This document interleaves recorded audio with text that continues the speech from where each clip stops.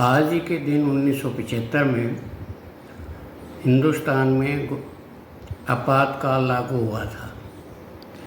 वो आपातकाल जिसमें डेमोक्रेसी, प्रजातंत्र खत्म हो गया था। कोई कानून नहीं, कोई जज नहीं, कोई वकील नहीं, कोई अदालत नहीं, और सारे जुल्म की आज शुरुआत हुई थी। लेकिन इस घटना को आज 50 साल पूरे हो रहे हैं। 50 साल पहले जब जयप्रकाश नारायण ने संपूर्ण क्रांति आंदोलन का आह्वान किया था, उस वक़्त ये सारी घटनाएं हुई थी।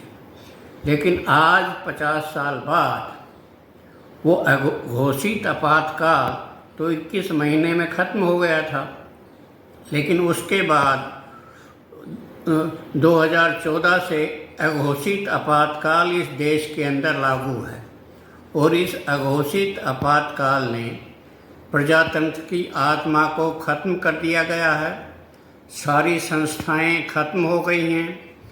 कोर्ट नहीं रहा, चुनाव आयोग नहीं हुआ, सीडी, ईडी वगैरह वगैरह सारे इस किस्म के, सीबीआई इस किस्म की संस्थाएं हो गई हैं जो देश के ऊपर, आम नागरिकों के ऊपर जुल्म ज़्यादा कर रही हैं और उनकी प्रजातांत्रिक अधिकार ख़त्म है। सालों साल तक कोई कोर्टों में जमानत नहीं, कोई मुकदमे नहीं। आज विरोध भी देशद्रोह हो गया है। अपनी आवाज़ व्यक्त करना सबसे बड़ा जुल्म हो गया है। और इस अघोषित आपातकाल के अंदर आपातकाल की वो सबसे ज़्यादा दुहाई ले रहे हैं कि जिन लोगों ने सबसे ज़्यादा माफ़ी मांगी, माफ़ी वीर बने और देश के साथ गद्दारी की।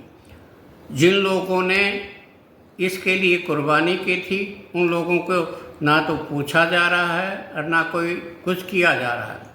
इस वक्त ज़रूरत है कि हम इस देश बात को समझें और ये जो अघोषित आपातकाल है, जिससे कि प्रजातंत्र अपनी आखिरी सांस ले रहा है, उसको ज़िंदा रखने के लिए चुनाव आयोग को मुक्त करवाएं।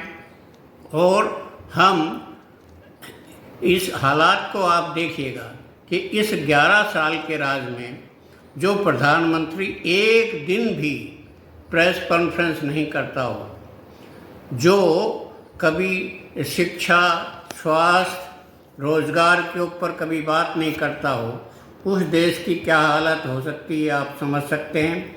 आपके सामने मौका है।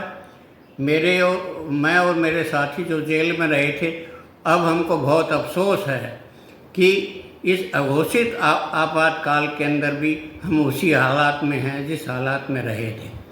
तो मैं देश के लोगों से आह्वान करता हूं कि इसके खिलाफ उठें, समझें और आने वाली पीढ़ी को स्वच्छ लोकतंत्र देने के लिए आवाज़ उठाएं।